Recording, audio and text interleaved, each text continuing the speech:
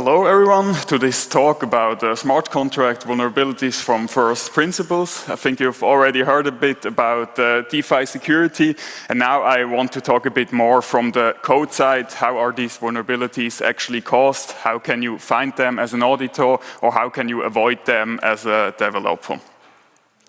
Let me briefly introduce myself. I'm Roman. I've studied at ETH Zurich, so pretty close to here. I work as a smart contract developer for various protocols, mainly in the DeFi space I worked in the past, and as a security researcher. In my spare time, I also participate in bug bounty competitions and auditing competitions. And if you don't know these kind of formats, basically you have to find rare vulnerabilities there to maximize your payout and to maximize your rank, because this depends on how many rare vulnerabilities you find. And I noticed after finding many vulnerabilities over the years, I noticed that while the bugs are somewhat different, the underlying issues are always kind of similar. So at some point I started to think, what are really the underlying issues of these vulnerabilities and also of the hacks that everyone reads about. And I started to compile a list for them that you can use as a mental heuristic, as a developer, or also as a security researcher, or even as a DeFi user, depending on your role in the ecosystem. Just as a small warning, these are all heuristics, so they can help you a lot to get ideas where to look for exploits and what to look for in a code base. But of course, you cannot directly apply them to every code base and find directly 10 vulnerabilities. It would be nice if something like that would exist, but sadly it doesn't at the moment. So let's start by the first one. I think everyone that has programmed at some point knows about off-by-one errors. It's like one of the most common errors that you see when programming, when iterating over array, or in general that you're just off by one, either one too high or one too low. And surprisingly, this is also very common for vulnerabilities or for bugs that then can be turned into vulnerabilities. Because of that, I always recommend when a comparison is made, you should always think about what happens at the boundary, so directly when the value is reached. For instance, I've shown here an example that I've seen in an audit in the wild. And this was an auction platform, and basically they had a modifier for the time before the auction has ended and the time afterwards. And these two phases should be distinct, and the developer actually assumed that they are distinct. However, it turns out that when the block timestamp is exactly equal to the auction end, this contract was in a very weird state where it was the auction has already ended, but it also hasn't ended yet. And this was actually exploitable here to buy a free NFT in that case. And this code was actually audited before, and it wasn't caught there. So I think just with this mental heuristic, you can catch this error, because I mean here I also just thought about what happens if the block timestamp is exactly equal to auction. And this was actually a major issue here, because you could have exploited that to get a free NFT. So in that case, it was quite a financial loss that could have occurred because of this bug. Another thing that is very common for smart contracts is that you have a source and a destination address. I mean, if you think about tokens, for instance, that's of course the obvious example. But in many protocols, you want to do transfers, you want to specify sources and destinations. And many programmers, when they code this, they assume implicitly that the source will not be equal to the destination. And I think that's a pretty normal and human thing to do when we talk about the source and the destination. We always mean that they are not equal. I think that that's pretty normal to do as a human. But of course, when you don't ensure that in the code, the user may be able to specify the same address. And for some protocols, this can be can result in huge vulnerabilities. And this snippet that I've shown here, I've not seen this in only one audit. I think in 4 or 5 audits actually, a very similar vulnerability to that one, where the balance is cache before, and then you use on source, you don't use the cache balance, but on the destination update, you use the cache balance. And basically, what this results in is that you can inflate your own balance. If you just specify source and destination, you can inflate your own balance as you wish and completely break a protocol like that. And I mean, also, like, these kind of vulnerabilities aren't that hard to catch as a developer or as a security researcher if you just have this mental heuristic in mind that you should think about what happens if the source is equal to the destination. Another thing that's very common for DeFi protocols and in general smart contracts is that you have symmetric code function pairs. I mean, the obvious example here are deposit and withdraw functions, but this can also be administrative functions, for instance, a pause and an unpause function. And when you have these kind of functions, they should always be symmetric, or most of the time they should be symmetric. There are a few exemptions, but most of the time they should be symmetric. So this means that a withdraw function, for instance, should undo all side effects that a deposit function did. And surprisingly, this is also quite common that one of the side effects is forgotten. Maybe it's only a small side effect, but oftentimes this can lead to other problems down the road. And I've given a very simple toy example here.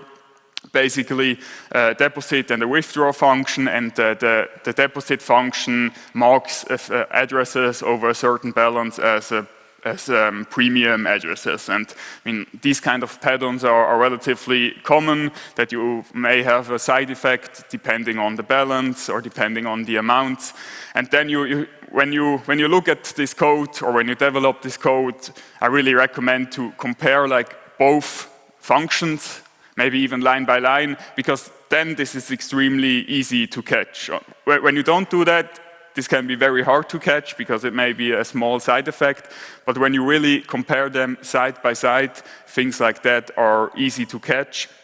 And but if you don't catch them, they can have like pretty major consequences depending on the exact code.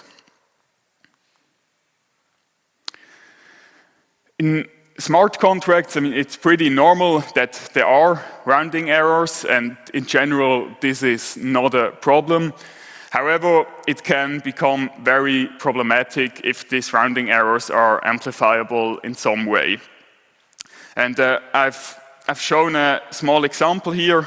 There's actually, there are parentheses missing here. There should be parentheses here, but let's assume that there are parentheses in the days delta line, and then what this function does is it first calculates how many days have passed since the last interest accrual, and then it uses this value to calculate the interest that is due for the user or for the position. I mean, this is a very common pattern. This is also actually more or less from a production code base where a similar code was in.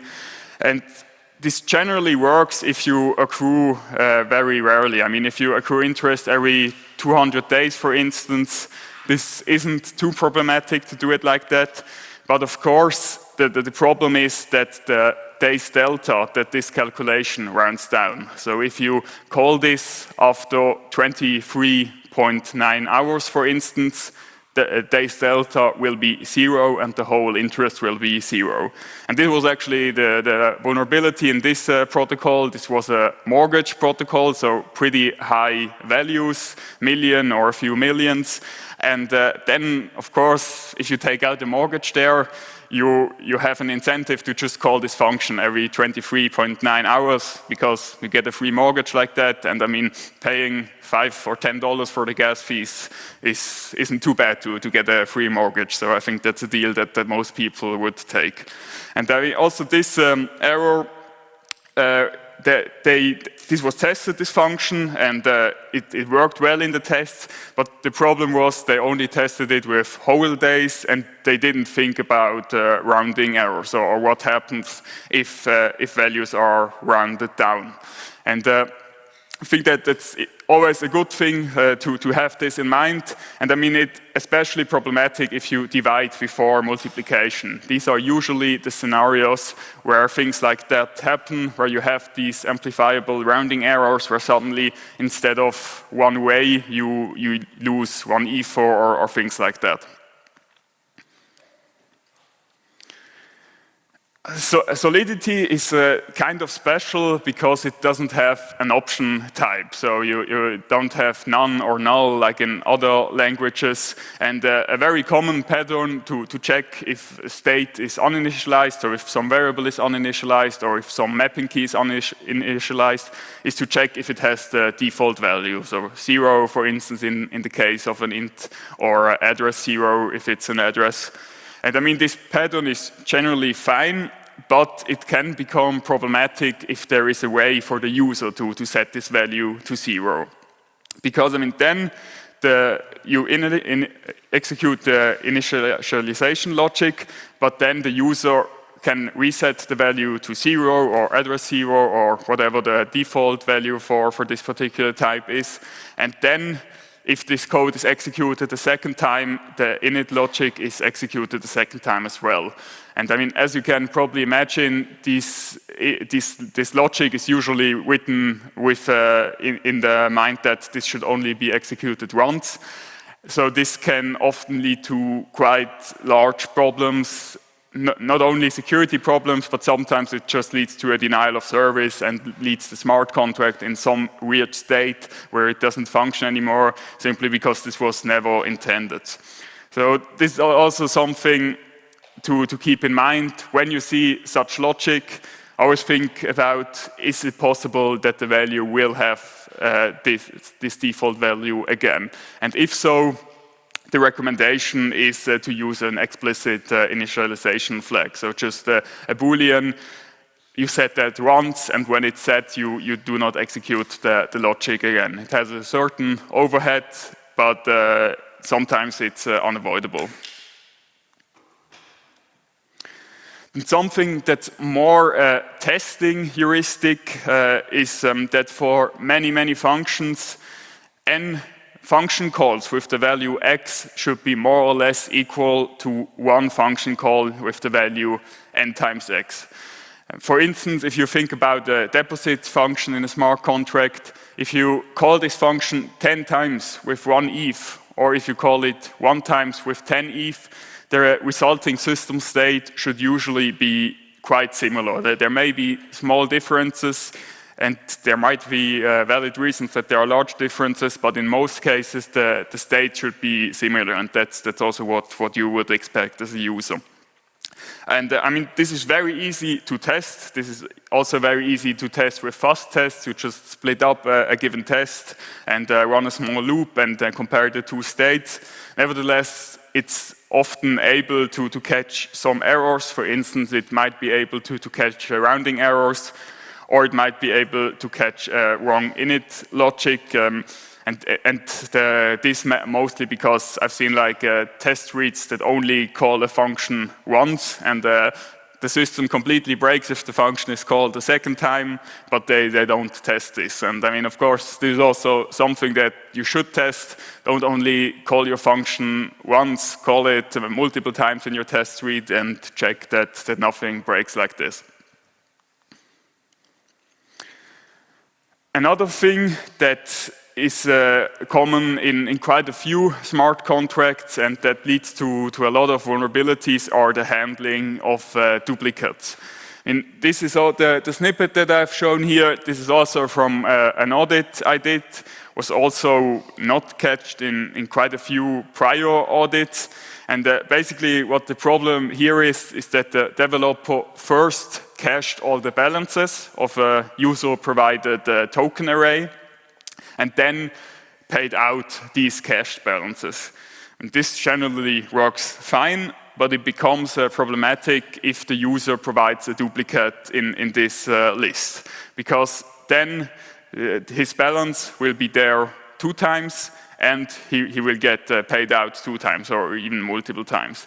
And I mean, you may wonder why the programmer even used this weird pattern or this weird code, why he didn't initiate the transfer directly.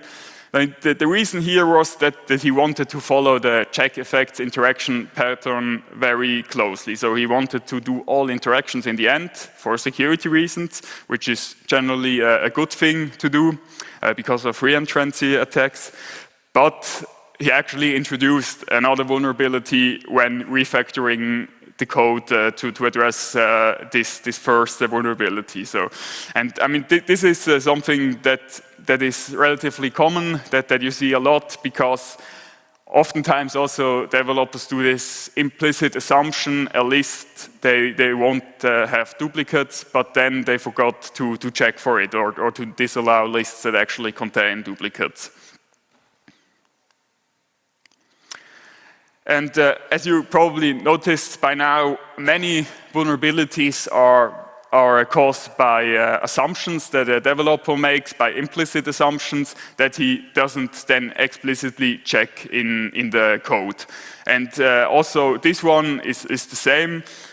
Basically, something that you often see is that a developer assumes he can just query the ERC20 balance or the Ethereum balance of the contract to get the sum of all deposits that were done, for instance, over a function. However, the problem is you can always just manually transfer tokens to a contract, and you can also always manually transfer ETH to a contract, even if it doesn't have a receive function. And this can cause some problems because when it may result in situations where some variables are out of sync, where the developer assumed that his manually kept variable with the deposits is equal to the balance of. And these discrepancies can be quite problematic and actually have caused major problems in the past. Also when calculating exchange rates, for instance, that you were able to transfer a few tokens before the calculation and things like that. So if you see this, that the balance is queried either of tokens or of ETH, always think about if this becomes a problem when a user just manually transfers tokens to the contract, or if this is properly handled. I mean, it's not always a problem. It can be that these tokens are just lost or just transferred to all depositors, which is generally fine, but it can cause major problems.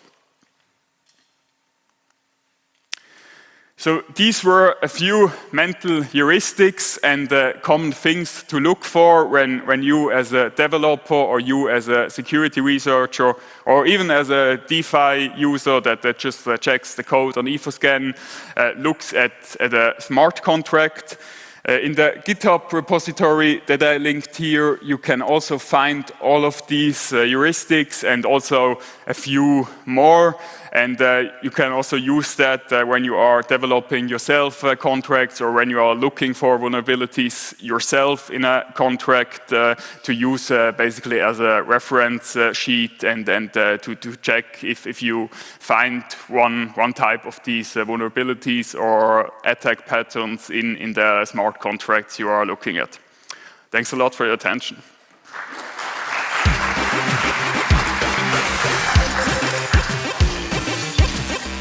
Thank you so much, Roman. So there's time for questions. There is one hand already there. Yeah, thanks for the presentation. It was very interesting. You seem to have some experience with C4 audits.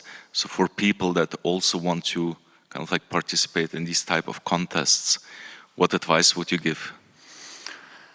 Yeah, I mean, I think for C4 specifically, so basically first you have to, you have to get to a certain level to just find the basic vulnerabilities. But afterwards, like I said, C4 is kind of special because your payout and your rank is determined on how many other security researchers find the vulnerabilities.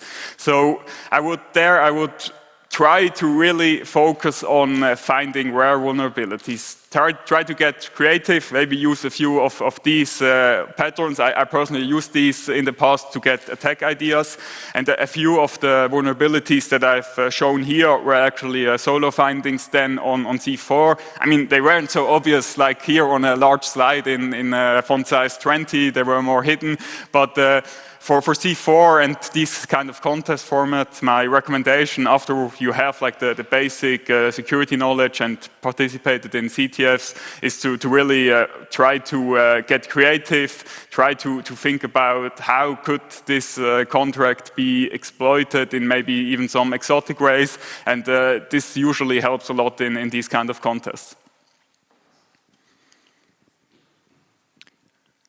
Are there more questions? If not, then, well, thanks again, Roman.